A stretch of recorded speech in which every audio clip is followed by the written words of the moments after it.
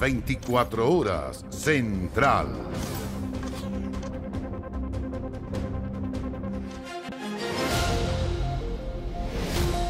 Buenas noches, bienvenidos, bienvenidas a las noticias. Comenzamos con la impactante aparición este martes de dos cuerpos sin vida en distintas autopistas de la capital.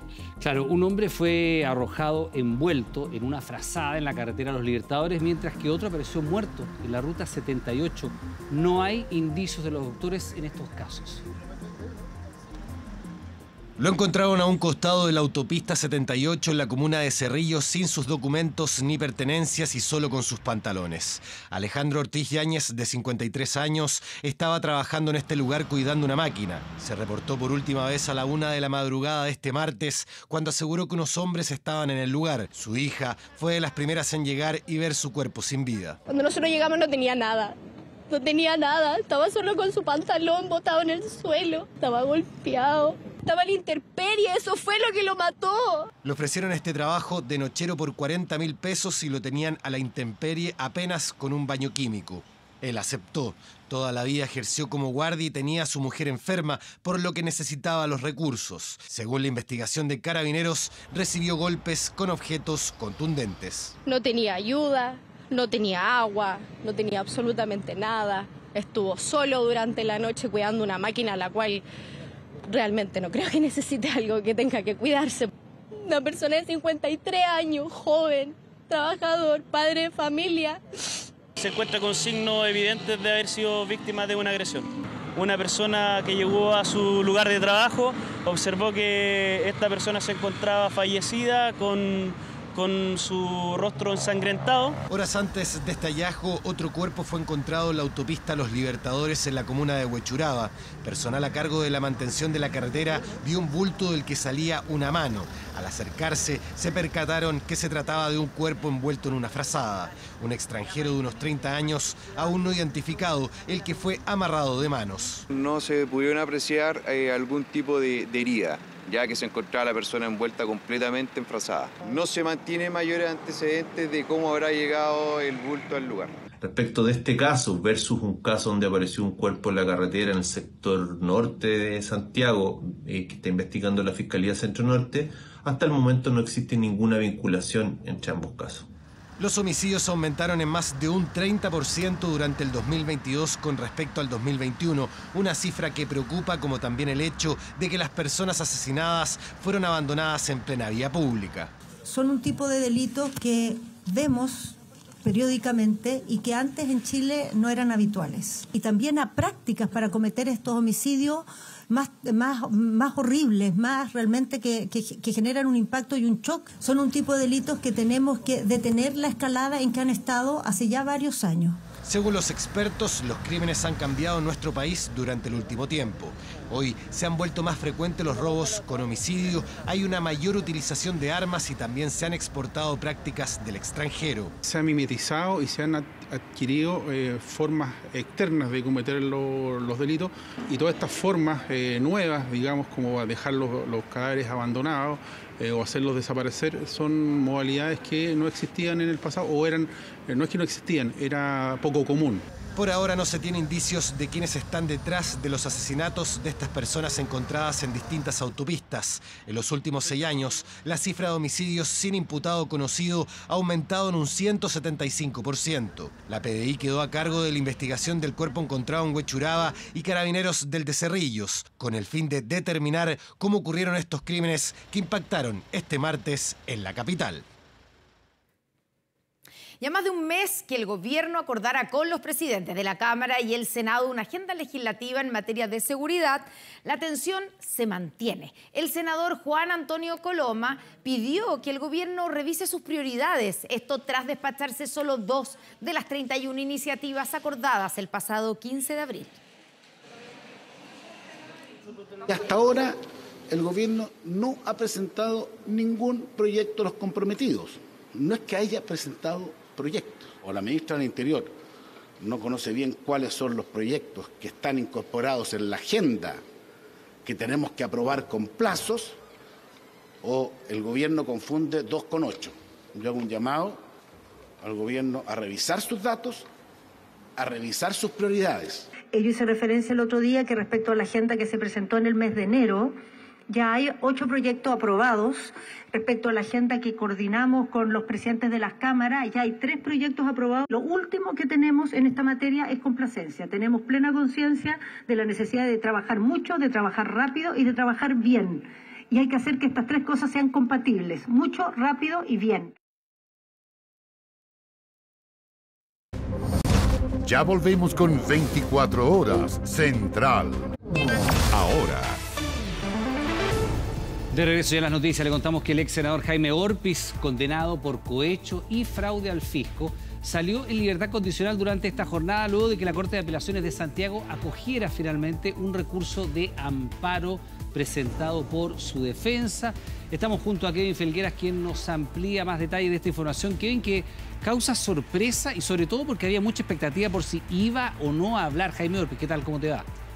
Justamente, Iván, muy buenas noches. Salió feliz, pero finalmente en silencio. No hubo declaraciones del ex senador, ex militante de la Unión Demócrata Independiente hasta el año 2016, luego que obtuviera este beneficio de la libertad condicional, que también llama la atención, entendiendo que hace solo un par de semanas la Comisión de Libertades Condicionales le había rechazado esta petición a su defensa, y fue justamente a través de un recurso de amparo que fueron a intentar nuevamente esta solicitud, argumentando que hubo incongruencias en lo resuelto por esta comisión, que había dicho que existía una actitud de orientación procriminal y un alto riesgo de reincidencia por parte de Jaime Orpiz. Lo estamos revisando en la imagen, salió abrazando a su esposa, también junto a sus abogados, el ex alcalde, ex diputado y ex senador de la República. Revisamos de inmediato las palabras de familiares que lo acompañaron durante esta jornada y también palabras de su defensa.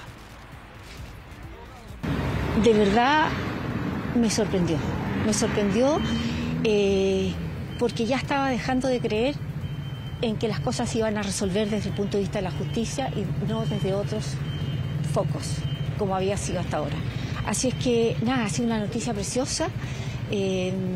Como les digo, solo quiero ir a estar con él. Y muy importante recordar que esta es una situación tremendamente injusta a nuestro juicio, por cuanto don Jaime Orpiz ha sido el único político en Chile que ha tenido que cumplir una pena privativa de libertad por financiamiento ilegal de la política.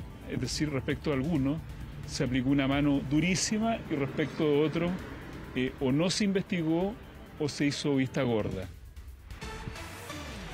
En este caso hablamos del primer político condenado a penas de cárcel en nuestro país por delitos de corrupción. Condenado, Jaime Orpiz, recordemos, a 5 años y un día y 600 días de presidio efectivo como autor de 6 delitos consumados de fraude al fisco y de 2 delitos consumados de cohecho en el caso Corpesca. Abogado de 66 años, a quien le queda cerca de un año por cumplir de esta condena. Hoy obtiene la libertad condicional, ya está junto a su familia Jaime Orpiz, luego que la Corte de Apelaciones acogiera este recurso de amparo. Bien, Kevin, muchas gracias. Buenas noches. Buenas noches. Y seguimos con la crisis del PPD. ¿Qué alternativas baraja este partido para superar su crisis, generar alianzas y la elección de nuevos nombres para dirigir la tienda asoman como ideas para superar la debacle electoral? Este fin de semana se espera un tenso Consejo Nacional en donde se analizará el complejo momento agudizado por los polémicos dichos de su presidenta. Son días complejos para la presidenta del PPD, horas de disculpas y análisis al interior del partido, que este fin de semana enfrentará un Consejo Nacional marcado por los polémicos dichos de Natalia Piergentili. Si les quieres seguir hablando a los monos peludos, al 30% que tienes, a les compañeros, no creo que tengas ganas de hacer autocrítica. La directiva se prepara para una tensa jornada en donde las críticas a la mesa del PPD tras la derrota electoral del 7 de mayo serán protagonistas. dando las señales de la reflexión y sobre todo invitando a nuestros militantes a reflexionar la perspectiva del PPD, el futuro, el presente y hacia dónde tenemos que encabezarnos dentro de, por supuesto, el gobierno del presidente Gabriel Boric. En un comunicado, la mesa directiva detalló esta invitación a la reflexión y señaló que el partido propondrá una fecha para las elecciones internas, fecha que sería para fines de agosto, así y solo en 3 meses más se podría concretar el fin de la era Pierre Gentili como presidenta del partido, uno que tras la polémica de los monos peludos reiteró su compromiso con el gobierno. Y esto no ha cambiado porque hay un compromiso de pertenencia e identidad con el proyecto del gobierno. Las distintas posturas deben ser canalizadas para fijar un itinerario y un camino común respecto de un objetivo claro, poner de pie a un partido que está en crisis. La presidenta del PPD prefirió guardar silencio durante esta jornada, pero sus dichos tras el debate electoral siguen generando análisis incluso de históricos militantes PPD que apuntan a fortalecer el debilitado partido. Hoy día existe el socialismo democrático a nivel de bancada, a nivel de bloque en el gobierno, pero yo me iría a ir un paso más allá. Para algún día, ojalá antes que yo me muera, tener un gran partido del socialismo democrático. Por separado no movemos la aguja, no somos capaces de incidir para construir una mejor sociedad y por lo tanto hay que generar espacios de agregación para que uno tenga capacidad de incidir. La idea de un gran partido del socialismo democrático será una propuesta de estos dirigentes durante el Consejo del PPD, unión que podría iniciarse, consideran, con un pacto electoral para las elecciones municipales, alianza con el PS que, de momento, prefiere dejar ese debate para más adelante y pensar en lo inmediato. Trabajar con la unidad más amplia de las fuerzas oficialistas, de las fuerzas de gobierno, para poder hacer los cambios que requerimos, para tener las mayorías que no son difíciles hoy día en el Congreso y para construir una mayoría política y social. La tensión o crisis en el PPD también salpica a la ministra del Interior, militante y ex líder del partido que hoy prefiere tomar distancia del intenso debate interno. Parte de ese debate es lo que hemos visto que ha salido de la opinión pública y lo que nos corresponde a nosotros como ministros y a mí como ministra militante de ese partido es buscar que ese debate se resuelva de tal manera que el Partido por la Democracia sea una contribución al gobierno y resuelva sus diferencias o sus distintas posturas de una forma que contribuya a la tarea de gobierno que tenemos hoy. En la búsqueda por contribuir al gobierno, el PPD participó nuevamente en las reuniones de coordinación de los partidos oficialistas, encuentros donde será necesario recomponer las confianzas dañadas que dejaron las declaraciones de la presidenta del PPD. Bueno, y atención porque ya es definitivo. Tras una extensa sesión, la comisión experta definió el artículo 1 del anteproyecto constitucional que dice cuáles son los detalles. Bueno, estamos con Josefa Budnik que nos cuenta más. Josefa, ¿qué tal? ¿Cómo te va? Buenas noches. Buenas noches, Iván. Efectivamente, lo que antes eran probabilidades, hoy ya son certezas y ya tenemos artículo 1 de este anteproyecto constitucional en una jornada que fue de 3 de la tarde a 7:30, en donde se consagró el capítulo 1 por completo y, por supuesto, aquí el artículo 1 que se los voy a pasar a leer. Resumido, por supuesto, estas primeras palabras que se materializan en el anteproyecto constitucional, que primero comienzan mencionando que la dignidad humana es inviolable y la base del derecho y la justicia. Y preste atención aquí, se consagró también en este primer artículo el Estado social y democrático de derecho, uno de los puntos fundamentales de este texto que además estaba en las bases institucionales previamente acordadas por los partidos políticos. Fue una jornada, como les comenté, que comenzó a las 3 de la tarde y finalizó a las 7:30 y finalizó también con palabras de la mesa directiva, de la presidenta Verónica Undurraga y del presidente Sebastián Soto, quienes se refirieron, ambos por supuesto muy conformes a lo que fue esta primera jornada, este primer pleno de la comisión experta. Pasemos a escuchar esas declaraciones. En términos personales, es muy satisfactorio porque la consagración del Estado social y democrático de derecho compatible con los derechos y libertades individuales es, a mi juicio, una muy buena noticia para Chile. El Estado social y democrático de derecho está contemplado en las bases constitucionales y creo que más que mirar una sola cláusula, un solo artículo, lo que tenemos que mirar es cómo todo el capítulo se conecta con nuestra tradición constitucional. Así es, entre otros capítulos también se consagraron, fueron 16 capítulos en total los que se consagraron, 16 artículos, perdón, los que se consagraron en este primer capítulo. Entre esos se reconocieron derechos de niñas, niños y adolescentes, también se reconocen los distintos pueblos originarios, también un principio de paridad que le da igualdad al hombre y las mujeres en cargos de elección popular, entre otros. Estaremos por mientras también, por supuesto, muy atentos los siguientes días en lo que se viene aquí en la comisión experta, plenos que van a durar hasta el próximo miércoles 31 de mayo, diferentes plenos que van a ser desde las 9 de la mañana a las 7:30 de la tarde. Estaremos, por supuesto, informándolos día a día de lo que se va aprobando y lo que se ya va a ir materializando en este anteproyecto constitucional que el 7 de junio se le entregará al Consejo. Josefa, y esto fue con votación unánime, ¿no? Eso es interesante, con todo el espectro político aprobando esto de que Chile es un Estado social y democrático de derecho. Efectivamente, con votación unánime, bueno, excepto una comisionada que no pudo asistir por problemas familiares, entonces en vez de 24 fueron 23 votos, pero sí, fue con votación unánime. Perfecto, Josefa, muchas gracias. Buenas noches. Nosotros hacemos una pequeña pausa, estamos de regreso de inmediato en 24 horas. Espérenos. Ya volvemos con 24 horas Central. Estamos viendo 24 horas Central. Estamos de vuelta en las noticias para contarles que la policía de Río de Janeiro detuvo a 2 trabajadoras sexuales como las principales sospechosas del crimen del turista chileno que fue drogado y golpeado mientras estaba de vacaciones. Su amigo, quien fue encontrado con graves heridas, fue sometido a una extensa cirugía. Elas são acusadas de envolvimento na morte de turista chileno. A investigação tenta agora identificar o taxista que transportou os turistas e as mulheres. Ellas son Davina Cristina de Moraes y Tuane Silva da Costa, quienes fueron detenidas por agentes de la Comisaría Especial de Apoyo al Turismo de Río de Janeiro como las principales sospechosas del crimen de Ronald Tejeda Sobarzo, un ingeniero chileno que fue arrojado desde un barranco de 10 metros en el sector de Santa Teresa. Según reportaron los medios brasileros, se trataría de 2 trabajadoras sexuales acusadas de suministrar una poderosa droga a los chilenos llamada Buenas Noches Cenicienta, una sustancia que hace dormir a las personas de manera inmediata y que produce amnesia.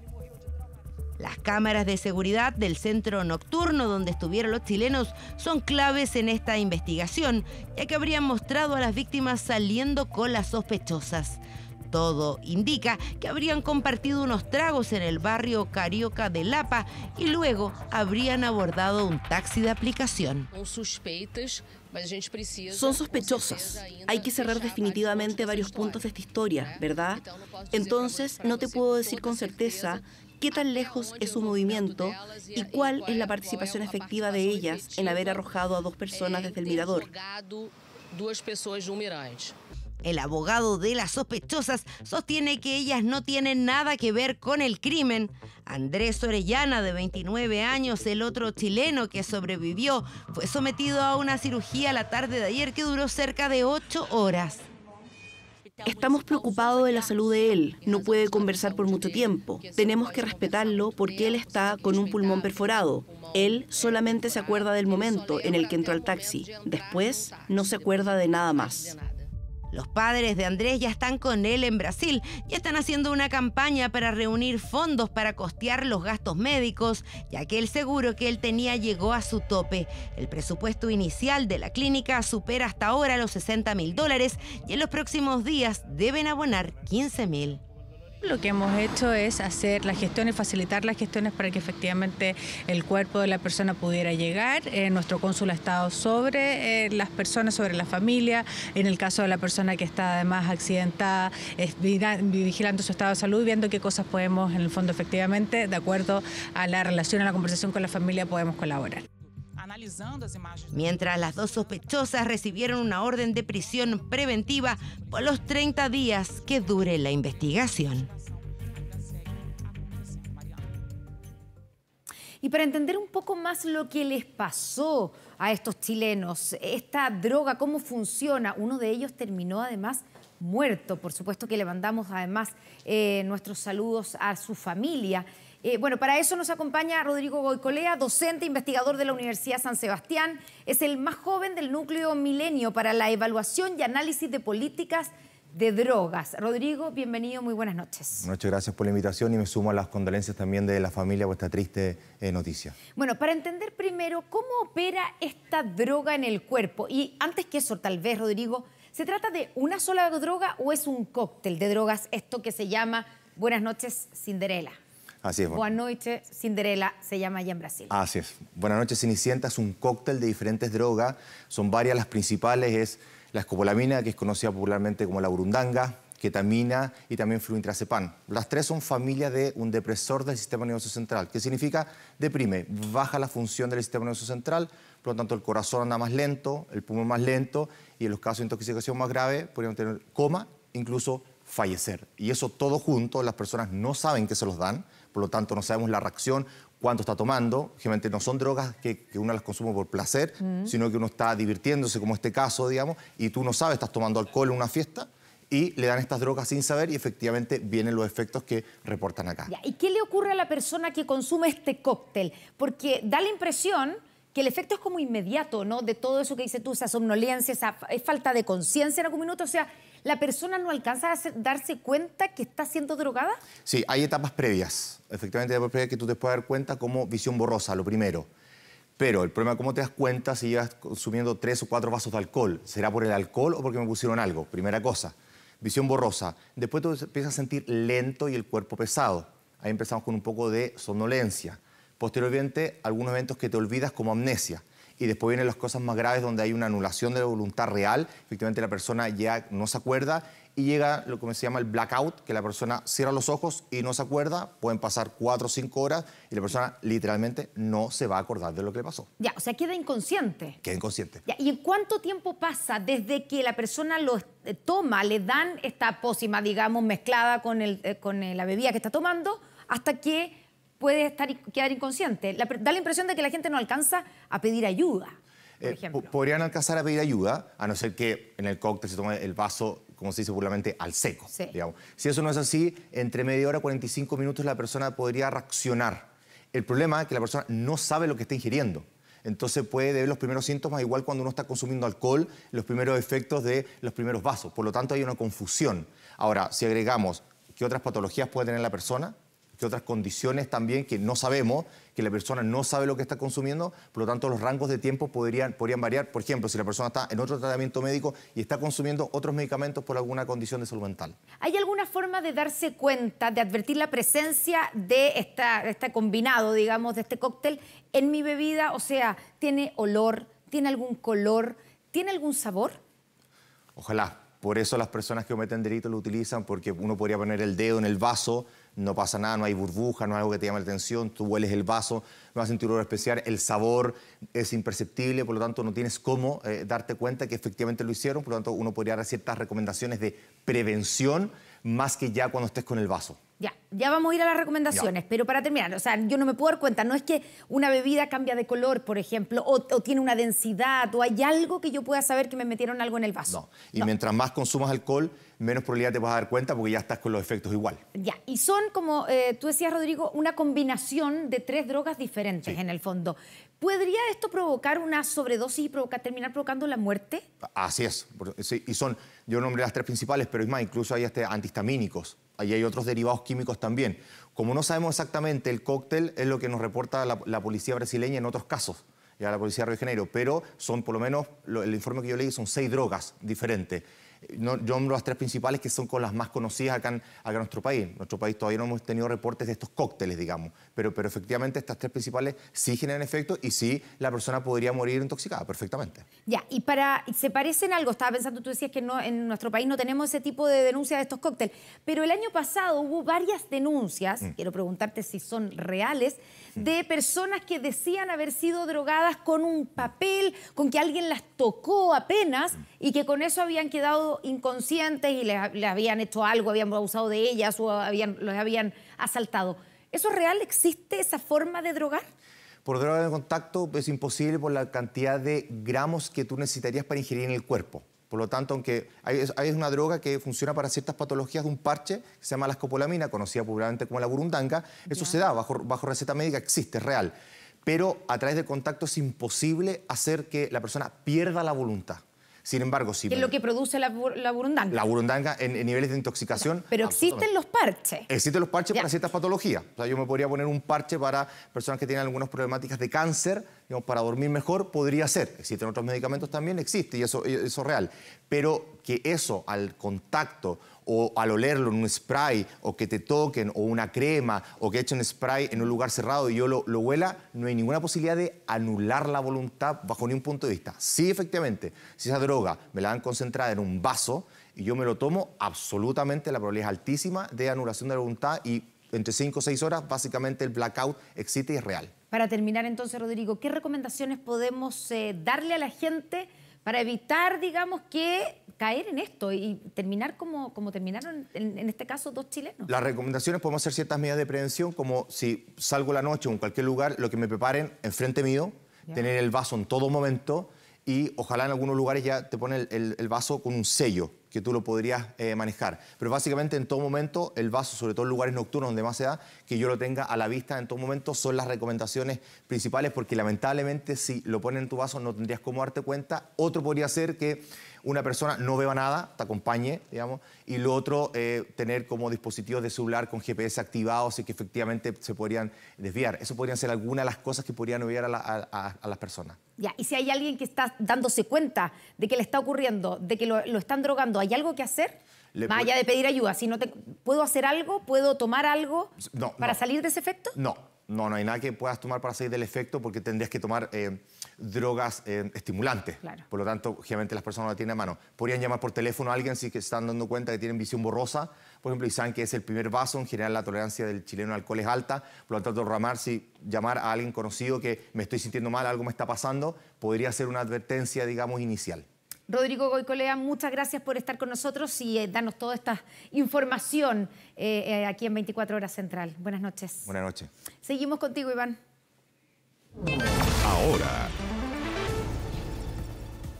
Claro, porque hay información de último minuto, porque en un control policial fue capturado un prófugo por el homicidio calificado del suboficial mayor de Carabineros, Francisco Benavides, hecho ocurrido en Coyipulli el año 2021. Ricardo Campos tiene los antecedentes. Ricardo, ¿qué tal? ¿Cómo te va? Buenas noches.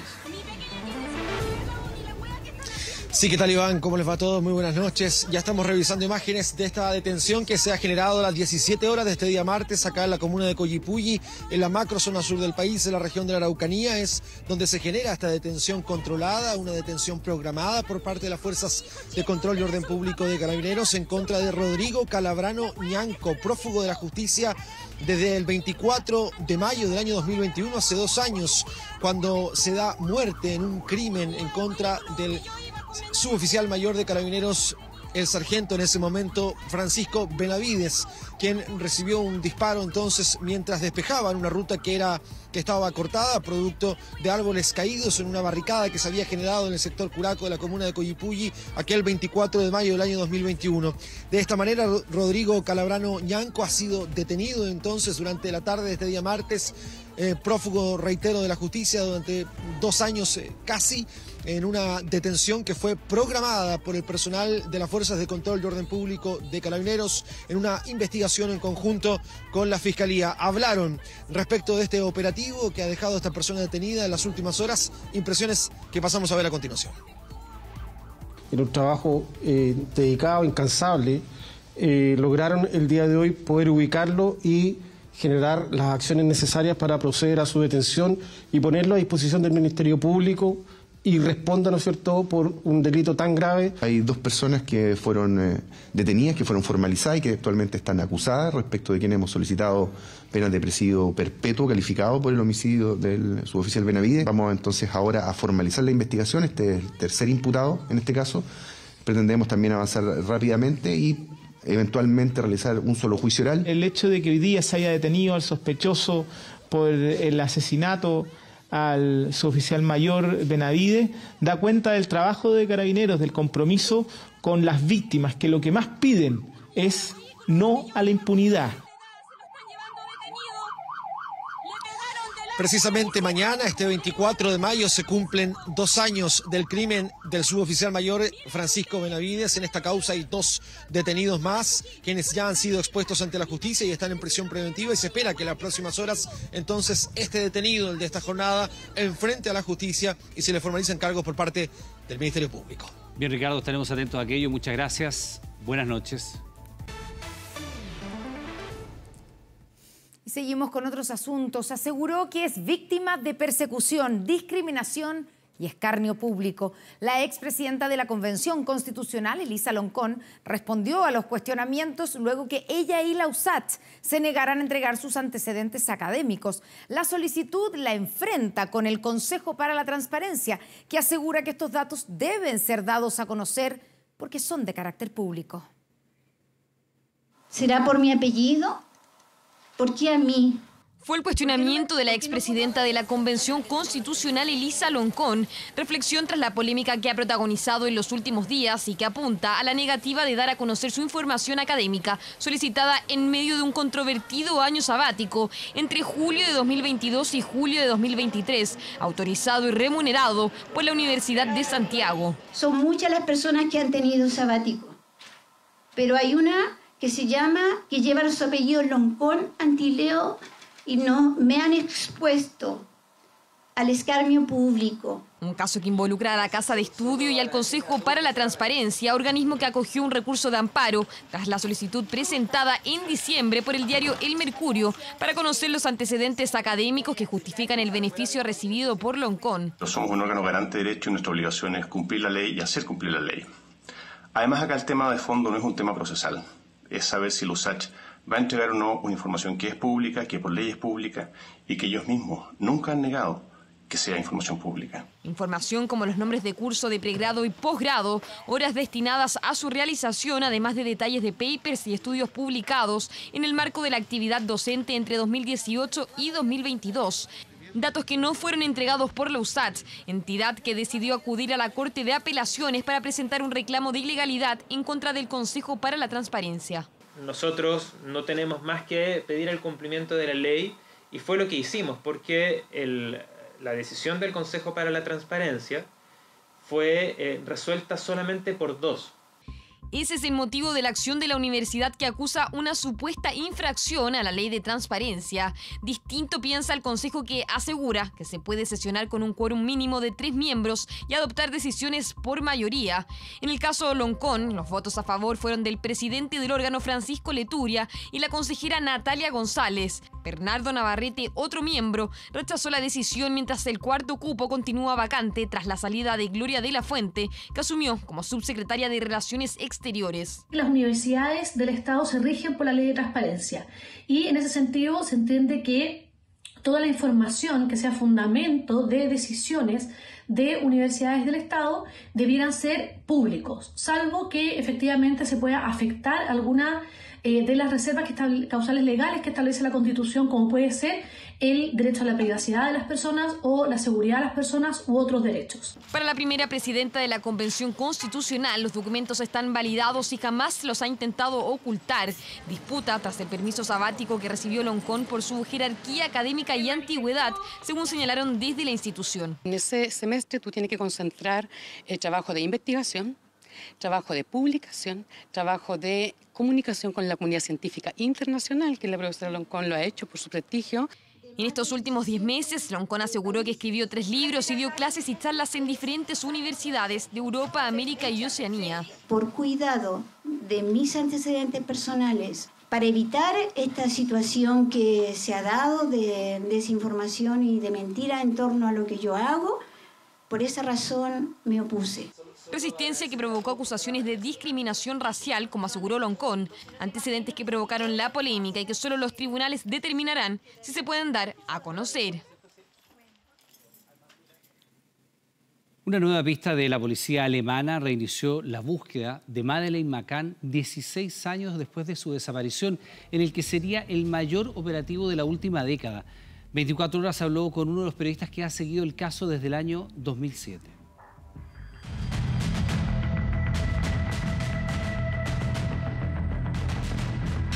La policía en Portugal lanzó una nueva investigación para encontrar el cuerpo de Madeleine McCann.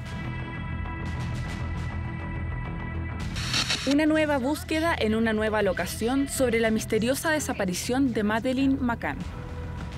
El embalse de Arade, ubicado en el sur de Portugal, se volvió esta semana un sitio de interés mundial al ser la zona del operativo más grande realizado en 10 años para encontrar alguna pista que pueda esclarecer uno de los mayores casos sin resolver, la desaparición de Madeleine McCann.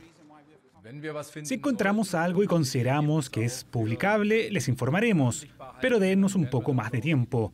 Esta acción en sí misma va a tomar un tiempo, no estará lista por lo menos en varias horas.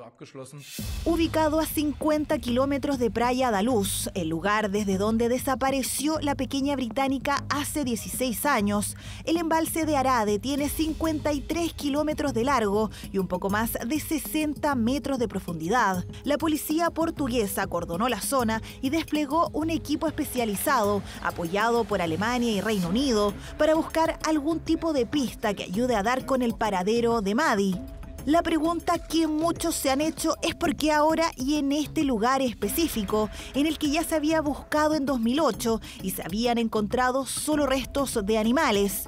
En conversación con 24 horas desde Portugal, el periodista Joao Mira, quien ha seguido el caso desde el día 1, nos entrega más antecedentes. Por lo que escuché, los alemanes tienen un testimonio que consideran creíble y que asegura que el cuerpo de Madeleine pudo haber sido enterrado en ese lugar, un espacio muy frecuentado por Christian Bruckner. En 2022, el reconocido pedófilo alemán Christian Bruckner se volvió el sospechoso número 1 en el caso. El mismo año que se le perdió la pista a Maddie, Bruckner fue visto con su caravana en los alrededores de Praia da Luz y tenía imágenes del embalse en su computador. Actualmente se encuentra cumpliendo condena en Alemania por la violación de una mujer en las cercanías del complejo turístico, donde se le vio por última vez a Madeleine McCann cuando solo tenía 3 años. La principal persona que asegura que Madeleine murió es el fiscal alemán. Si está en lo correcto, podríamos estar llegando hacia el final del caso, pero tengo dudas de la información que ha salido de Alemania. A pesar del paso del tiempo, su familia no pierde la esperanza de volver a verla con vida. Hoy tendría 20 años y su historia de momento sigue abierta, así como la herida de quienes conocieron a esta niña británica, cuyo paradero sigue siendo desconocido. Y de vuelta a nuestro país, tras comenzar el descongelamiento de las tarifas eléctricas, las cuentas de la luz tendrán nueva alza. En el peor de los escenarios, subiría sobre un 20% para los domicilios que más consumen desde octubre. Se desenchufan los coolers de las bebidas. Se prende un rato y de ahí se descongela. Enchufando y desenchufando. Así se la pasa todos los días Cristina en su minimarket. Nos cuenta que esto le sirve para no elevar tanto la cuenta de la luz, ya que por estos meses sufre las alzas de la tarifa de invierno. En el invierno es complicado porque las ventas son bajas y la luz ha elevado bastante. Apaga la luz, prende una, apaga la otra para ir ahorrando un poco. Búsqueda de ahorro que al parecer tendrá que extender más allá del invierno, porque según la Comisión Nacional de Energía, las cuentas de la luz tendrán una nueva alza. Y estas tarifas estuvieron congeladas desde el año 2019. Sin embargo, del año pasado el Congreso aprobó una ley que permite el descongelamiento paulatino de estas tarifas, manteniendo sí la protección a la gran mayoría de los clientes. Un incremento que dependerá del consumo de cada domicilio. De hecho, las estimaciones son de que aquellos que consuman menos de 350 kWh tendrán un alza de 5%, lo que representaría a cerca del 90% de la población, mientras que para los que superen los 500 kWh, el alza será de 22%. Para hacerlo de manera más gráfica, una casa que consume menos de 200 kWh y actualmente paga una cuenta de 35.672 pesos, su futura cuenta superará los 37.000 pesos. Ahora para el tramo superior, es decir, un domicilio que consuma 600 kWh, por ejemplo, actualmente paga 105.476 pesos y con el alza pagará sobre los 128.000 pesos. El mecanismo de estabilización afecta a todos los usuarios regulados que están sometidos a fijación de precios. Las alzas, ¿a quiénes van a golpear fuerte? Al sector productivo nacional, particularmente a las pymes, puesto que sobre los 500 kWh está la gran parte, si es que no la totalidad, del sector productivo nacional. Esto último preocupa a Cristina, quien asegura que cada vez se le hace más difícil pagar sus costos fijos. Es un tema recurrente. Todos los fines de mes hay que estarse juntando las monedas para ir pagando la luz. Obviamente que me gustaría que hubiera alguna ayuda de algo para poder costear la luz. Ayuda que sería bienvenida y que los expertos no descartan que se puede hacer de manera focalizada. Hay usuarios residenciales, habrán poquitos, pero hay. En el fondo, aquellas familias que comparten medidores.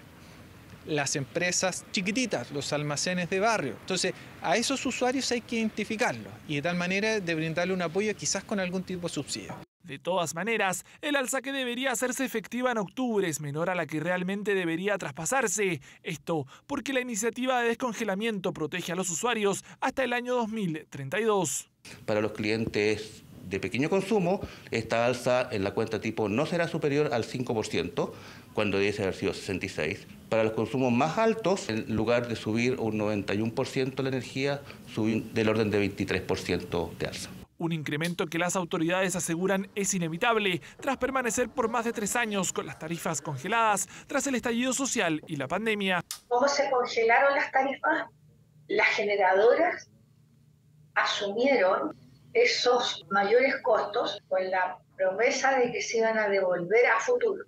En algún momento tenía que ocurrir y la verdad es que se retrasó bastante. Una nueva alza que llega a impactar al presupuesto de los chilenos, que tendrán que ajustarlo y hacer un esfuerzo para costearlo mes a mes. Bueno, usted sabe, lluvia y viento intenso en parte del sur de nuestro país. Incluso, aunque parezca extraño, acá en Santiago también cayeron algunas gotitas durante la jornada.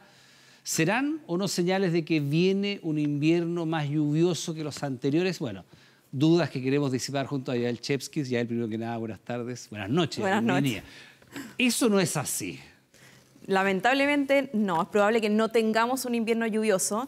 Mira, lo que sí se dice es que estamos por llegar este invierno hasta más o menos septiembre podríamos tener ya acá instalado el fenómeno del Niño. ¿Eso provoca más precipitaciones? Esa es como una duda que antes te decía sí, producía más precipitaciones. En estos momentos no están así.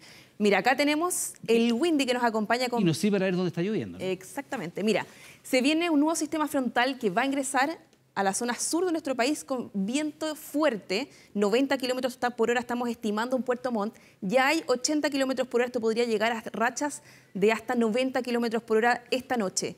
Este sistema frontal va a pasar rápidamente, pero ¿qué es el problema de este sistema frontal? Es que al pasar rápido y con muchas precipitaciones va a dejar muchas precipitaciones en un corto periodo de tiempo, que eso es lo que nos provoca en general muchas inundaciones, pero además viene con viento muy fuerte. Esto que estamos viendo acá es para las 11 de hoy día, o sea, pronto va a llegar el sistema frontal fuerte a la zona sur de nuestro país y después se va a ir desplazando hasta sectores un poquito más norte. Yael, mira, parte de lo que ha pasado durante la jornada y que se refleja en lo que tú dices, estos fuertes vientos. Este es el bicentro, si me ayudan, ¿en qué localidad fue?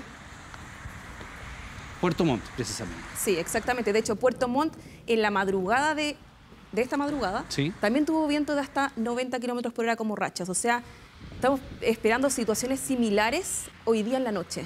Pero, insisto, va a pasar rápidamente este sistema frontal. Mucha lluvia, bastante viento en un periodo de tiempo muy acotado. Exactamente. Y lamentablemente, con un viento muy fuerte, 90 kilómetros por hora, Iván, es un viento muy intenso. Ya, eso es como más o menos lo que uno usualmente ve en ciudades como Punta Arenas, por ejemplo. Sí. Cuando es viento fuerte. Claro, se da en Punta Arenas, pero viento fuerte. O sea, ya sobre los 100 kilómetros por hora en Punta Arenas se pone la cuerdita. Sí, o sea, es un viento muy intenso en Punta Arenas, pero también en la zona sur de nuestro país. Es viento muy fuerte. ¿Es inusual lo que está ocurriendo en la zona sur de nuestro país desde ese punto de vista? Desde ese punto de vista yo diría que sí, es algo que pasa, pero no tan seguido se podría decir. O sea, sí se puede decir que es algo anormal, es un sistema frontal bien intenso. De repente cuando tenemos sistemas frontales lo normal sería una racha de 60 hasta 70 kilómetros por hora, pero llegar a 90 kilómetros por hora se podría decir que es un sistema frontal bien activo y con viento bastante fuerte. Decía yo al comienzo que incluso acá en Santiago precipitó un poquito, unas gotitas durante la tarde. No sé si alcanza para decir cuánto ha llovido. De hecho, esta vez sí, 0.5 milímetros cayeron en Quinta Normal, que es nuestra estación oficial en Santiago. 0.5. Todo sirve. Y en especial, ¿sabes lo que sirve? Sirve la inestabilidad en la atmósfera. ¿Por qué? Porque te limpia el aire. Okay. Cuando tenemos aire frío, toda la contaminación se queda como bien aplastadita abajo en la superficie y nosotros respiramos toda esa contaminación. Cuando tenemos vientos componentes verticales en la atmósfera, eso ayuda a que el aire se limpie, toda la contaminación sube y ahí respiramos menos contaminación. Ya, pero espere, 0,5 va a caer un poquito más de agua, por lo menos para decir ya llovió 1 milímetro, 2 milímetros, o eso es poco probable. No, es muy poco probable, no va a llegar más allá de 1 milímetro. Quizás caigan algunas gotitas, pero lo más probable es que lleguen a ser trazas acá en Santiago. Ya. Pero lo que sí estamos viendo que tenemos este sistema frontal en la zona sur, va a llegar hasta mañana, en la mañana, hasta la región sur, el sector sur de la región del Maule. O sea, va a avanzar, vamos a tener precipitación incluso intensa esta noche en la zona sur, pero también, por ejemplo, en Ñuble, Biobío, en la Araucanía también podrían tener algunos chubascos fuertes durante esta noche. Ya. Tú lo sabes y ha sido tema de discusión, ¿viene o no viene el niño? ¿Se acerca o no se acerca el niño? Esta imagen entiendo que es de la NASA y nos mostraría que se están generando, y por favor ayúdanos a entender la imagen, ciertas condiciones de temperatura que uno dice, ya, viene el niño. Primero, si eso es así, y si es así, ¿qué implica? Ya. Muy buena pregunta. Bueno, efectivamente se piensa que entre julio a septiembre vamos a tener el fenómeno del niño. En este momento estamos neutro, pero sí tenemos un niño costero que está afectando con muchas precipitaciones a la costa de Perú, de Colombia. Ahí hay un sector con muchas precipitaciones que ya está afectando, pero el niño, para que afecte a nivel global, y también a nosotros obviamente, se tiene que calentar todo el Pacífico. Mira, permiso, me voy a acercar por favor, para acá. es que la idea es que se entienda bien en la casa. Esta es la zona del Ecuador, ¿no? Este es el Ecuador. Perfecto. El Ecuador. ¿Ya? Entonces acá está Indonesia. Perfecto. ¿Cierto? En Indonesia nosotros tenemos lo que se llama una piscina cálida. Las temperaturas del agua en el sector norte y bueno, en todo cerca de Indonesia son más o menos, para que se den cuenta, de 30 grados.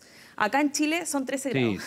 ¿Sí? Entonces, es la queja constante de los turistas. Es la temperatura más alta del océano a nivel mundial. Ya, y estamos viendo cómo progresa también en la fecha, marzo 2027, 3 de abril, 10, y va cambiando los colores. ¿Se va haciendo más cálido efectivamente? Se va haciendo más cálido. Esto está en milímetros. El mar, cuando se empieza a calentar, también empieza a, se supone, como a crecer un poquitito, 5 a 10 centímetros, no es mucho. Estos son, lo que estamos buscando son las ondas Kelvin. ¿Qué son las ondas Kelvin? Es una propagación, se podría decir un traslado de aguas más cálidas desde acá, desde Indonesia hasta Sudamérica. Tienen que cruzar todo el Pacífico y llegar hasta Sudamérica. Por eso se demora tanto. Estamos viendo que acá hay 1 mes y medio, quizás 2 meses. En general se demora como 2 meses en trasladarse el agua cálida desde Indonesia hasta Sudamérica. Ya, tú decías que estábamos en una situación bastante neutra. Sí. Dentro de ese panorama, y antes que se nos vaya el tiempo, nos ha tocado también hablar con Iván Torres de este tema, hay distintas posiciones, no es fácil ser taxativo frente a esto.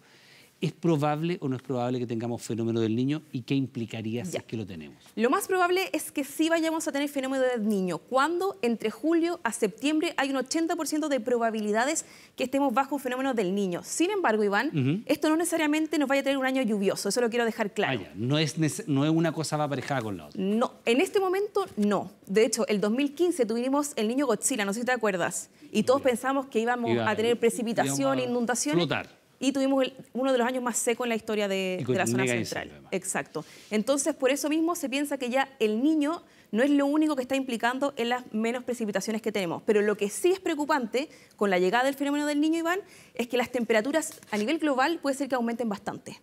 Con el fenómeno del niño las temperaturas se mantienen un poquito menos altas. Pero con el fenómeno del niño es muy probable que vayamos a tener récord de temperaturas muy altas a nivel global. Eso es lo más preocupante que podemos tener. Quizás tengamos un verano muy cálido acá en la zona central de nuestro país. Y un invierno quizás no tan lluvioso. Y un invierno no tan lluvioso, pero aún así tenemos el fenómeno del niño, quizás pueda ser ligeramente más lluvioso que los últimos 3 años, que fueron de niña, pero no más lluvioso que un año normal. Eso está lejos de ser así, lamentablemente. Yael Chepsky, como siempre, muchas gracias. Que estés muy bien, nos vemos. Buenas noches. Constanza, seguimos contigo. Y seguimos con las imágenes de las cámaras de seguridad que registraron un brutal crimen en una discoteca de Lebu.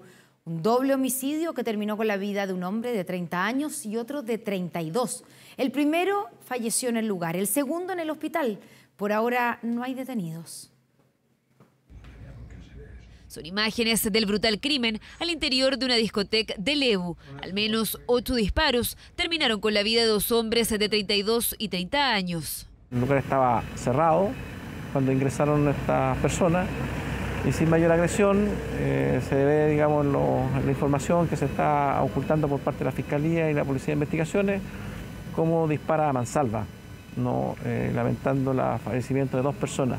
Fíjese en el registro de las cámaras de seguridad. Son pasadas las 5 de la madrugada. El local estaba cerrado. Un hombre armado y una mujer ingresan a la discoteca a reclamar por el supuesto robo de una cartera. En ese momento comienza la discusión. En medio del forcejeo, este sujeto de nacionalidad extranjera habría realizado 8 disparos. 5 de ellos dieron en Bruno Romero, hijo del jefe de gabinete del delegado de la provincia de Arauco y funcionario de la Seremi de Salud. Hace 3 meses Bruno trabaja en la provincia de Arauco, específicamente en la unidad de saneamiento ambiental, en la revisión de proyectos para la provincia de Arauco. Fue un gran colega, con mucha amistad de todos sus colegas, con muy buen razonamiento. Se le va a recordar como muy buen profesional, pero también una muy buena persona. Otro de los disparos terminó con la vida de Claudio Vergara, quien falleció en el lugar. Otro joven que también venía a ayudar, que era amigo de las personas también, del lugar, son todos lebulenses, que no tenía absolutamente nada que ver, que estaba acompañando también a sus amigos allí en el momento en que estaba cerrado ya el lugar y que recibe este impacto de que lo mata inmediatamente. Es otra violenta pelea hace 2 semanas en el estacionamiento de la misma discoteca. Tras el doble homicidio, el alcalde de Leu solicitó a la Delegación Provincial de Arauco la clausura del local Costa Praga. Para nosotros es muy alarmante y preocupante, dado que nuestra comuna no está todavía con ese tipo de delitos de esa connotación, pero nos afecta porque es una comuna vecina, es personas conocidas, jóvenes que están llenos de vida, y esto es aberrante. Bruno es velado en Contulmo, Claudio en Leu, 2 jóvenes, 2 amigos que ayudaban a cerrar este local nocturno perdieron la vida a manos de este hombre, el mismo que tras cometer el doble crimen abandonó junto a la mujer tranquilamente la discoteca. Cerca de 100 estudiantes habrían resultado intoxicados por un nuevo episodio de contaminación ambiental en Quintero. El municipio suspendió las clases en todos los recintos educacionales debido a la mala calidad del aire, mientras que la Fiscalía abrió una investigación de oficio para determinar las responsabilidades. Uno a uno llegaban junto a sus padres alumnos de distintos colegios trasladados al Hospital Adriano Cousiño de Quintero. Anoche desde la 1:30 de la mañana comenzaron las alertas, indicaban que había una nube tóxica, olor fuerte a gas.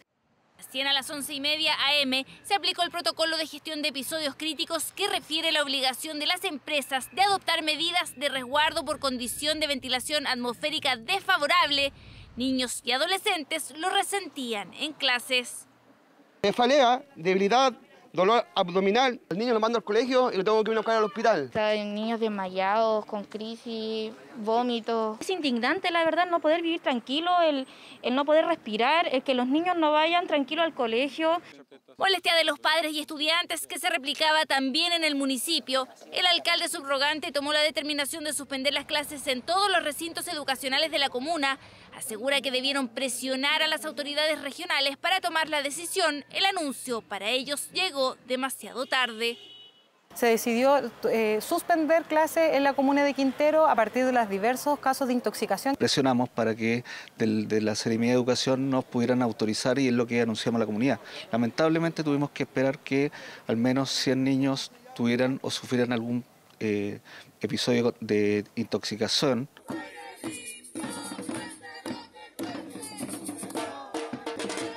Quinteranos y puchuncavinos se manifestaron en la ruta. La Superintendencia de Medio Ambiente aseguró que fiscalizó a diversas industrias del lugar, entre ellas ENAP, Oxiquim y Gasmar. Los resultados están en análisis. Frente a esta condición de extrema baja ventilación, los instrumentos nos quedan cortos, y eso hay que reconocerlo, y básicamente lo que estamos viendo es poder recurrir a otros instrumentos como la declaratoria de alerta sanitaria para poder actuar en forma más preventiva. Frente a esta situación, las empresas han cumplido con reducir sus operaciones.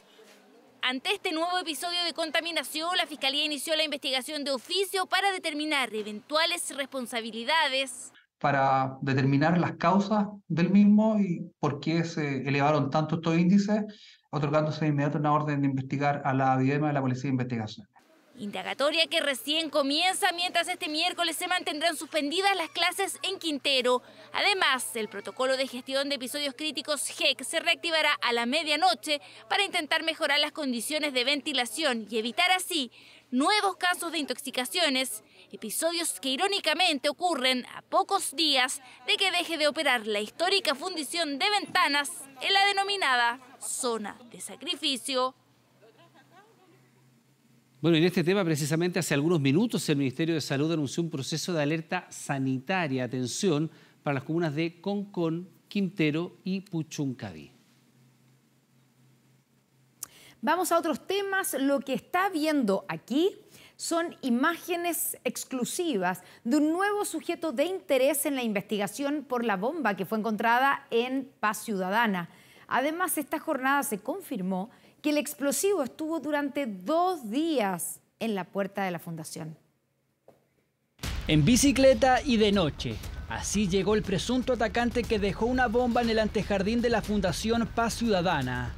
Registro inédito del que sería el último ataque explosivo, pero que gracias a la falla del temporizador no detonó. Por aquí, por calle Valenzuela Castillo, avanzó un ciclista que llevaba una misteriosa caja y a menos de 20 metros se encuentra el lugar donde apareció el artefacto. Imágenes exclusivas que ya están en manos de Carabineros y la Fiscalía Metropolitana Sur entregan características claves, la ubicación de una bicicleta, colores de la vestimenta, un polerón con capucha y un paquete en la parte posterior. Pero también permite localizar la ruta del sujeto de interés. Avanza por la calle en dirección hacia el oriente por Valenzuela Castillo, esquina de Marchán Pereira. En una investigación uno no puede descartar ninguna sospecha y tiene que abordar todas las líneas investigativas, pero claramente este es un indicio muy potente y muy fuerte que a lo mejor puede entregar muy buenas evidencias y pistas que puedan dar de quienes están detrás de todo esto. A juzgar por la imagen, podría tratarse de solo una persona que coloca el artefacto. Aquí se encuentra el robot del golpe con el objeto, el cual es prácticamente idéntico al que traslada el ciclista. Coincide en color, forma y tamaño. Eso pone el sujeto de la imagen dentro de los blancos a investigar. Sí, las horas, las dimensiones de la caja comparado con lo que resultó ser un aparato presumiblemente explosivo coincide. A disposición de una reja que no está de fácil acceso, por lo tanto todo se está conjugando para actuar como realmente se actuó. Pero esto no es todo. Según los últimos antecedentes, la bomba fue colocada 2 días antes de su hallazgo. Es decir, si bien se encontró el lunes en la mañana, fue depositada en el antejardín el sábado. Esto coincide con las nuevas imágenes. El ciclista pasa ese día a las 12 de la noche con 42 minutos. Veo todos los días entrando y saliendo gente de lunes a viernes, pero el fin de semana nunca. Quizás por eso no se dieron cuenta el fin de semana. Puede ser que haya sido por eso. Acá el día sábado el 10% de gente que transita a comparación del día semana. Lo raro es cómo pueden poner algo ahí, nadie se dio cuenta, nadie vio nada.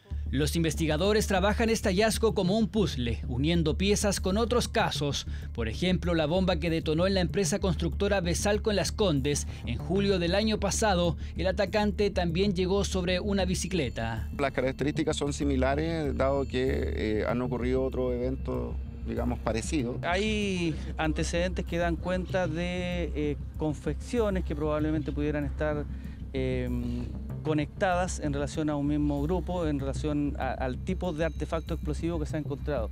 Si efectivamente se comprueba que el artefacto fue instalado 48 horas antes, quedará la pregunta de por qué no se logró detectar con anticipación y, por supuesto, confirmar o descartar a este sujeto, que por ahora es investigado como muchas otras pistas que entregó el sitio del suceso. Uno no puede descartar nunca un daño físico porque por más que uno trate de instalar los lugares que el fin de semana sabemos que no va a haber gente, pero no sabemos qué condicionantes se pueden dar exactamente en el minuto que detona la bomba. El protocolo de procedimiento fue el correcto, debido a que yo lo detecto, no me acerco, no intervengo al paquete sospechoso y alerto a las autoridades. Para los expertos, independiente que en la imagen aparezca una persona, detrás habría una organización que planificó el ataque, la que sería de carácter anarquista en base a los antecedentes que se manejan. La Fiscalía Sur, durante el año 2021, investigó 5 casos de artefactos explosivos que se originaron a partir de mayo. y fueron todos en esa época. Y esto ha venido siendo también reiterado, tú puedes buscar, el año pasado también se produjeron en este mes. El mes no sería casualidad, calza con el aniversario de la muerte de un anarquista, reconocido entre sus pares, pese a que hay distintas células o grupos. El objetivo para los especialistas es provocar pánico en la ciudadanía, colocando el artefacto en un lugar estratégico, sin importar si se genera o no la detonación. Hasta el momento, a diferencia de otros casos, ningún grupo se ha adjudicado el ataque. Mientras tanto, la policía trabaja este y otros registros que podrían aclarar quién o quiénes están detrás del atentado frustrado. Conocido como el Obama republicano, el único senador afroamericano de este partido, Tim Scott, hizo oficial su candidatura a la Casa Blanca. ¿Cómo podría impactar su anuncio en las próximas elecciones de Estados Unidos? Presta atención. I'm announcing today that I'm running for president of the United States of America. Senador hace más de una década apela a la fe y busca combatir el racismo. Así, Tim Scott busca llegar a la Casa Blanca y convertirse en el primer presidente afroamericano republicano de Estados Unidos. Soy la prueba viviente de que Estados Unidos es la tierra de las oportunidades. Scott, de 57 años, busca convertirse en una figura inspiradora, tras haber sido criado en medio de la pobreza como hijo de madre soltera, y recorrer los estados claves para asegurar un lugar en las primarias de su partido. Es una especie de enlace entre temáticas típicamente tomadas por los demócratas, la agenda cultural, la agenda racial, la agenda sexual, y miembros del Parlamento del Partido Republicano. Entonces se encuentra más en el ala progresista del Partido Republicano. El senador republicano que nació en Carolina del Sur, un estado clave en la contienda por la nominación republicana, ya que es el tercer estado en emitir sus votos durante su primer discurso. Como precandidato fue duro con la actual administración de Joe Biden, que se perfila como el candidato presidencial más fuerte de los demócratas. Joe Biden y la izquierda radical está atacando cada peldaño de la escalera que me ayudó a subir. Están atacando nuestros valores estadounidenses, nuestras escuelas, nuestra economía y nuestra seguridad. Tim Scott, un conservador afroamericano, es considerado una excepción en un país donde la política está duramente marcada por diferencias raciales. De hecho, alrededor del 92% de los votantes negros respaldaron al demócrata Joe Biden en las elecciones presidenciales de 2020, mientras que el 55% de los votantes blancos le dieron su apoyo a Donald Trump. El exmandatario reaccionó inmediatamente tras el anuncio de Scott y felicitó a quien será su rival en las primarias republicanas, aunque aprovechó a atacar con sus habituales apodos al gobernador de Florida, Ron DeSantis, quien se espera que anuncie su candidatura oficialmente este miércoles. Tim está atrayendo a mucha gente rápidamente y está a un gran paso adelante de Ron DeSanctimonious, quien es totalmente inelegible. Sin embargo, Scott criticó a Trump cuando era presidente por hacer comentarios racistas e incluso bloqueó algunas de sus propuestas por ese motivo. Pero cuando se postuló a la reelección participó en un video en apoyo a su campaña. Porque si bien esta elección es entre Donald Trump y Joe Biden, no se trata únicamente de Donald Trump y Joe Biden, se trata de la promesa de América. El inicio de un camino hacia la Casa Blanca que no se perfila nada fácil. Según la encuesta Morning Consult realizada entre el 19 y 21 de mayo, el 58% de los votantes republicanos apoyarán al expresidente Donald Trump en las primarias, el 20% al gobernador de Florida, Ron DeSantis, el 6% al ex vicepresidente de Trump, Mike Pence, el 4% a Nikki Haley y el recién postulado Tim Scott tendría apenas un 2% de apoyo. Es un republicano menos extremo, todavía más típicamente conservador, apela a cuestiones que hoy en día los electores del Partido Republicano ven con cierta suspicacia, cuestiones como justicia racial. Scott, que ha sido calificado como una suerte de Obama republicano, busca ser un abanderado contra la discriminación racial y atraer a los votantes que le permitan derrotar al poderoso Donald Trump en las primarias republicanas a principios del próximo año.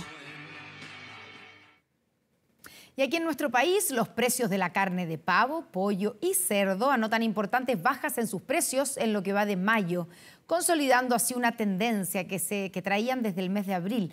La caída del precio internacional del maíz, el dólar y la gripe aviar explican esta situación. El actual precio del dólar amenaza con seguir incrementando algunos productos importados. Uno de ellos es la carne. He podido comer menos porque se ve que el precio ha subido. El pollo fue el que más aumentó. Es muy caro, el kilo le cuesta casi 10.000 pesos. Era el panorama que teníamos en pleno otoño-invierno del año pasado. El precio del dólar se disparaba hasta los 1.000 pesos y de paso impactaba de lleno en el precio de la carne, que se iba a las nubes. Una tendencia que ha cambiado este año y así lo detectan los consumidores. Sí, el cerdo y el pollo está a un precio conveniente. Nosotros compramos pulpa y chuleta de centro, pero buena, rica. ¿El cerdo bajó? Sí, todo bajó, eso es lo bueno que está. ¿Qué producto, por ejemplo? El pollo y el cerdo. Costillar de cerdo. ¿Eso compró? Sí, no, pero bajó un poquito. ¿Se nota? Sí, se nota la baja. Y claro, productos como el pollo, el pavo y el cerdo han caído con fuerza durante mayo. Quedémonos con este último. Según la Oficina de Precios del Ministerio de Agricultura, el lomo ha caído un 21%, el costillar un 9,5%, al igual que la chuleta parrillera, mientras la chuleta de centro y la pulpa han retrocedido en torno al 8%. En lo que va del año 2023 hemos visto una disminución en los precios de cerdo, pollo y pavo, que se explican transversalmente por una disminución en el precio de los insumos, principalmente maíz. Esto impacta positivamente en estos tres tipos de carnes blancas, disminuyendo los valores, los precios de estos productos. Las carnes blancas también se han beneficiado por la caída del maíz. Sin embargo, a ello se suma la crisis por la gripe aviar, que ha paralizado las exportaciones, aumentando con ello la oferta. El truto corto de pavo ha caído en mayo un 18%, el truto entero de pavo un 8,4% y la pechuga de pavo un 6%. En el caso del pollo, la pechuga, el pollo entero y la pechuga deshuesada se suman a las bajas. La pechuga deshuesada está a 2.798, la entera con hueso está a 2.698, entonces tenemos alta variedad en lo que los productos y tenemos para escoger. Y ahí el pollo ha bajado harto. El pollo entero también ha bajado hasta 2.798 el kilo. Bajas que se han originado durante el actual mes de mayo, consolidando así la tendencia que observamos durante abril, cuando el precio de estos tipos de carne ayudaron a que el IPC fuera menor a lo esperado. Ejemplo, el costillar ha bajado un 9, un 10%, el lomo de cerdo en un 15%, la pulpa y las chuletas han bajado en un 8%. Los cortes parrilleros han bajado en por lo menos un 10% en el último tiempo y el pavo ha tenido una variación de un 40% en los últimos meses. Lo que es una muy buena noticia para los hogares chilenos, para las y los consumidores. Este es un producto fundamental en la canasta básica y por lo tanto en el IPC de los alimentos, que vemos que va a la baja. Buena noticia para el bolsillo. El pollo, el cerdo y el pavo han seguido cayendo durante mayo. Productos que solo saben de bajas en lo que va de este 2023. Esta mujer comenzó a recibir las instrucciones desde el interior de la cárcel para efecto de hacerse cargo de las actividades que estaban realizando fuera de ella. Las mujeres también son un engranaje clave dentro de la organización. Ella estaba a cargo principalmente de la logística, de la contabilidad. Ni tú ni nadie me va a dejar decir aquí por dónde yo me puedo parar, ¿me entiendes? Bájate por allá. ¿Por qué te peleaste con los tragos? Porque me estaba corriendo. Ella es parte del Ejecutivo Criminal. Ella da disposiciones. En algunos casos gozan de una alta jerarquía. La participación femenina en el Tren de Aragua es bastante amplia. ¡Policía! ¡Policía! ¿Cuál es el rol de las mujeres en el Tren de Aragua? Informe 24. Participaba ya parte de esta investigación, partió con labores sencillas, pero terminó coordinando las operaciones de los gallegos. Usted sabe, el brazo operativo del Tren de Aragua en Chile. Se trata de la China, la mujer que fue detenida la semana pasada por la PDI. Bueno, pero no es la única mujer que ha desempeñado un rol clave dentro de esta organización. ¿Qué papel tienen las mujeres en el Tren de Aragua? Lo vemos en el siguiente Informe 24. ¡Policía! ¡Policía! Operación Tren del Norte 3. Así se llamó el tercer golpe de la policía a los gallegos, el brazo operativo del Tren de Aragua en Chile. Hemos logrado la detención de una mujer que se hacía cargo de la contabilidad de la estructura que está en este momento recluida prácticamente y además conexión y nexos con Perú. Esta vez, la principal protagonista es una mujer. Yonajairi Jacqueline Navarro, más conocida como La China, fue sindicada como la líder de la agrupación en Arica, luego de los allanamientos en el Cerro Chuño en junio pasado y en enero de este año. Esta mujer, comenzó a recibir las instrucciones desde el interior de la cárcel para efecto de hacerse cargo de las actividades que estaban realizando fuera de ella.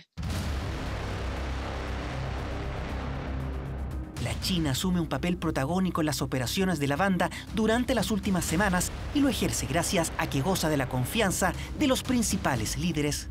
Ella estaba a cargo principalmente de la logística, de la contabilidad respecto a las mujeres que deben pagar una cuota que se le conoce como vacuna.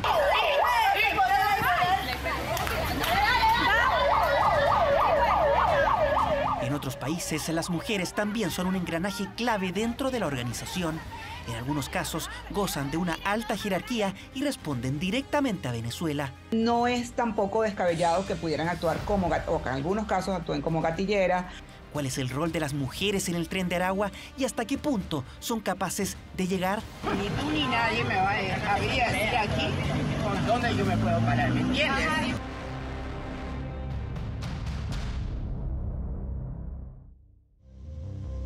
La periodista venezolana y consultora en seguridad Rona Rísquez investigó durante 7 años esta organización. Es la autora del libro Tren de Aragua, la banda que revolucionó el crimen organizado en América Latina. Una mirada experta que nos permite conocer detalles de la participación femenina en esta megabanda. La pregunta es la siguiente. ¿Cómo es la participación femenina en una organización criminal como el Tren de Aragua? La participación femenina en el Tren de Aragua es bastante amplia, es una...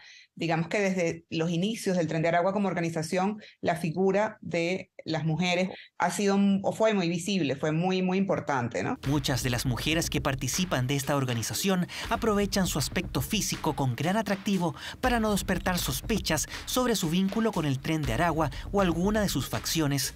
Funcionan como un nexo con las redes de trata de personas o con los grupos encargados de extorsionar a trabajadoras sexuales. Dos de los principales negocios de esta megabanda y en los que la mujer tiene un rol clave. Y definitivamente tienen un rol más de administración y logística, o sea, esas son las actividades a las que más se dedican, o sea, a organizar, a llevar la contabilidad, a llevar la administración de las rentas. Estas funciones requieren de extrema confianza. Se involucran o se vinculan a la organización a partir de vínculos sentimentales con miembros de la organización. Eso es casi que una constante. O sea, la mayoría de estas mujeres se vinculan sentimentalmente a algún miembro de la organización y luego son incorporadas a actividades que van de menos a más.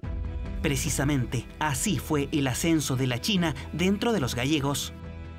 Ella realizaba en origen un trabajo más bien doméstico, es decir, lavar ropa, darle alimentación, y eso era su rol principal en un inicio. Y luego le tomaron la confianza, empezaron a confiar pequeñas tareas en ella, tareas de responsabilidad.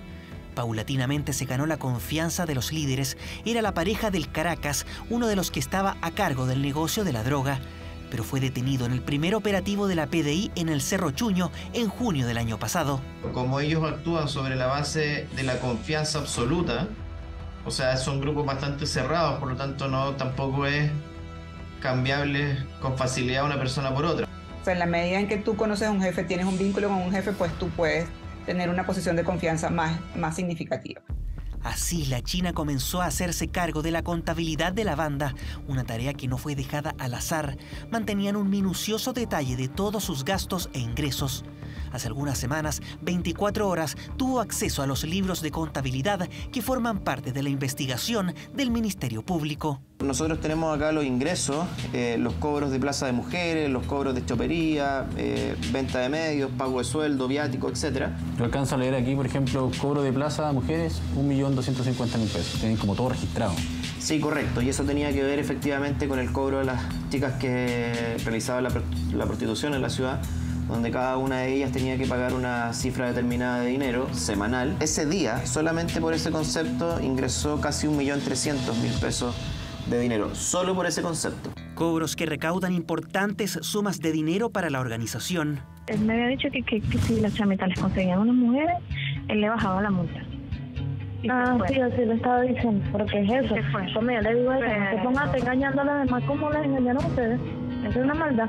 Ingresos que requieren un control permanente. Por eso la China fue clave en el funcionamiento del Tren de Aragua en nuestro país. De forma paralela y en circunstancias similares, otra mujer surgía como líder en Perú. Bájate por allá. En febrero de este año, el asesinato a sangre fría de una trabajadora del comercio sexual conmocionó a todo Perú. La joven trans fue asesinada por más de 32 disparos. Este grupo criminal empieza a viralizar, registra uno de estos crueles asesinatos, lo graba, comportamiento criminal común en una organización criminal, en una facción autodenominada como los gallegos. La Policía Nacional de Perú comenzó a seguir la pista de 2 homicidios de similares características ocurridos en Lima. Se logra establecer que ambas personas fueron abordadas por un vehículo donde simulaban ser clientes. Posteriormente, ya con víctimas a bordo, las trasladan a lugares inhóspitos, las asesinan, las graban y posteriormente difunden estos videos. Estas imágenes fueron la pista clave que le permitió a la policía ubicar a algunos de los involucrados. En la investigación se logró establecer que los sicarios seguían órdenes de Eglismar Andreina Reyes Sojo, alias La Guaireña, y que también era conocida en el ámbito del comercio sexual como La Andrea. Ella era la que llevaba la contabilidad de la cantidad de servicios y a través de sus cachaquitos, como lo llaman ellos, de las seguridades criminales que están a bordo de motos lineales, con amplio prontuario criminal, son los que hacen el recaudo del dinero extorsivo semanal. ¿Por qué te peleaste con los tragos? Porque me estaba corriendo. Con solo 19 años y con menos de 1,5 metros de estatura, se transformó en la mujer fuerte del sicariato y la extorsión en Lima. Su perfil fue ampliamente comentado y analizado en los medios de comunicación locales. No solo era la coordinadora de la temida banda Los Gallegos, sino también una de sus gatilleras. Ella sería la jefa de la extorsión y sicariato en esa zona de Cepita, en el centro de Lima. La Guaireña era temida entre las trabajadoras sexuales del centro de Lima. Se hacía pasar como una de ellas, pero en realidad se dedicaba a cobrarles un permiso, la denominada vacuna, para poder operar en el territorio. De lo contrario, enviaba a sus sicarios. Ella es parte del ejecutivo criminal. Ella da disposiciones, hace el recaudo y corre el traslado a través de cuentas receptoras ubicadas en Colombia, en República Dominicana y en otros países. Ya ha sido capturada el año pasado en Trujillo por la División de Trata de Personas y según la División de Homicidios, cuando era menor de edad ya tendría antecedentes policiales allá en Venezuela. Pero la Guaireña incluso se atrevió a más. Según consta en la investigación de la policía peruana, la joven ya era la principal sospechosa en otro caso de homicidio. Donde asesinan a un microempresario en el rubro de lubricantes. Ella es reconocida por los testigos como la autora material directa de este execrable hecho de sangre. O sea, ella ejecuta en diferentes actos. Tiene un perfil ad hoc muy interesante para la organización criminal.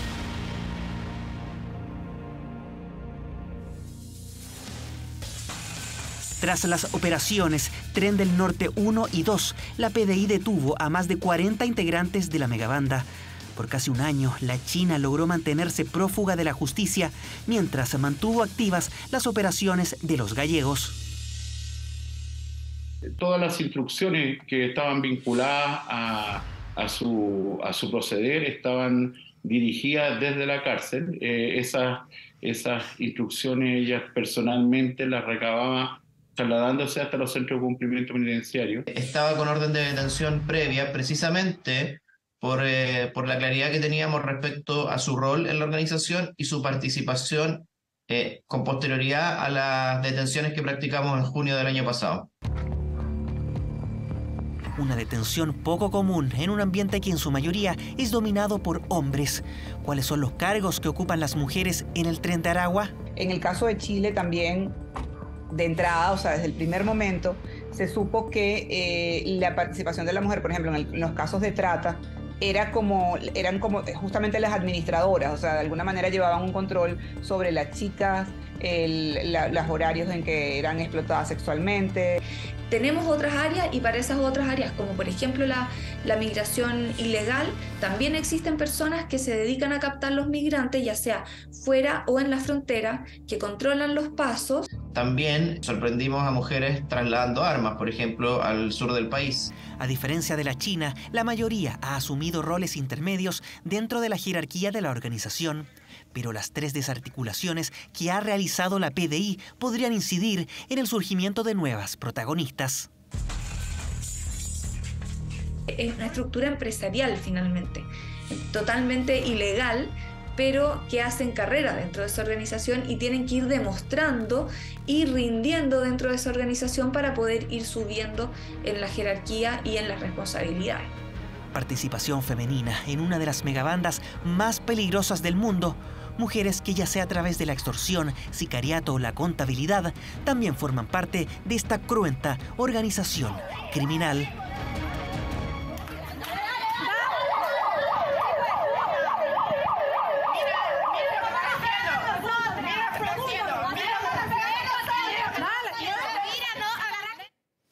El rol de las mujeres en el Tren de Aragua en este informe 24. Ya son las 10 de la noche. Les recordamos que a partir de esta hora, Televisión Nacional de Chile está autorizada a transmitir programas para mayores de 18 años.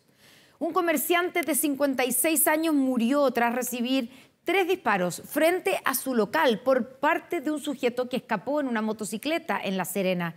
La investigación apunta a un posible ajuste de cuentas por préstamos informales. Fíjese bien en estas imágenes, donde este sujeto le dispara a quemarropa a Pedro Iván Araya, de 56 años. Fueron 3 impactos de bala, para luego salir raudamente en motocicleta y darse a la fuga en el sector de La Florida, en La Serena. El trabajo del sitio de suceso, se levantó cámara, evidencia balística del lugar, y se está empadronando al círculo cercano a la víctima, a familiares y testigos, a fin de poder establecer la identidad del autor. La víctima era un comerciante que tenía un local de venta de repuestos y accesorios para automóviles. Según los residentes, era un buen vecino. Incluso había terminado de confeccionar estas casas para perros callejeros antes de ser abatido por el desconocido delincuente. Solamente escuché los disparos y salí, por eso me asomé para afuera. Lo encuentro ahí botado. Pasaba en su negocio nomás, él ahí con sus perros. Incluso ayer estaba con la señora en la casa de Alto ahí, arreglándole todas las casas a los perritos ahí, porque como él los cuida a los perritos. A pesar de los esfuerzos médicos, el conocido comerciante falleció en el hospital de Coquimbo, mientras la Policía de Investigaciones, a través de la Brigada de Homicidios, perició las cámaras de seguridad del barrio para tratar de dar con el paradero e identificación del homicida, hasta ahora prófugo. Los móviles que pueden haber guiado al autor, que aún no está identificado, de esta agresión en contra del afectado, pueden ser múltiples, así que en la actualidad está en manos de la Brigada de Homicidios el determinar cuál de estas líneas de investigación podría permitir dar con la identificación del autor de los disparos. Un crimen que ha impactado a todo el barrio, entre ellos a sus clientes y vecinos, quienes han llegado hasta el frontis del negocio que arrendó por más de una década para encender velas y dejar arreglos florales. Lamentable que esté pasando lo que está pasando, que esta ciudad y el país en general está con este nivel de delincuencia. Terrible lo que ha pasado, porque bueno, esto fue anoche y ya quedamos todos muy emocionados por lo que pasó. Tristes, po. Este es el homicidio número 25 en lo que va del año en la región de Coquimbo. Dentro de las líneas investigativas y por el modus operandi, la hipótesis que cobra mayor relevancia sería la relacionada con el denominado gota a gota, préstamos informales que entregan las bandas del crimen organizado y que terminan de la peor manera cuando no se les paga a tiempo. Todo pasa en 24 horas. El expresidente Donald Trump compareció este martes a través de un video en el Tribunal de Nueva York por el caso de los pagos ilegales a una actriz porno. En la audiencia se le informó de la orden donde se le prohíbe la divulgación pública de ciertas pruebas en el proceso en el que se le imputaron 34 cargos penales. Estados Unidos pidió la liberación inmediata del periodista del Wall Street Journal, Evan Hertovich, acusado de espiar a una empresa militar rusa por la guerra en Ucrania. La justicia rusa prolongó este martes hasta el 30 de agosto el arresto del reportero, que permanece detenido desde finales de marzo. Sin embargo, el Ministerio de Exteriores ruso negó la semana pasada la visita consular solicitada por la embajada norteamericana.